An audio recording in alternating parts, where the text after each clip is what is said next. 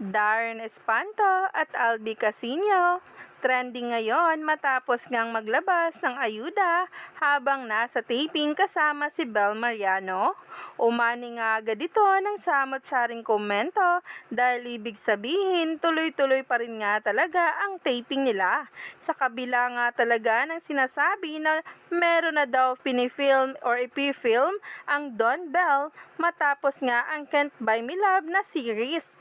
Grabe na talaga at umaapaw na ang mga ganap ng Don Bell sa kanilang career.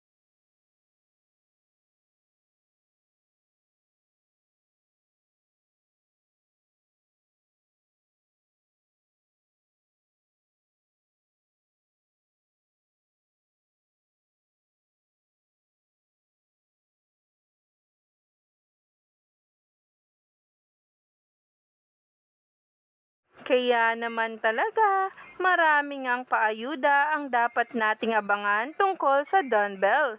Stay tuned nga lang tayo at huwag nang magpahuli pa sa bawat kaganapan nila araw-araw.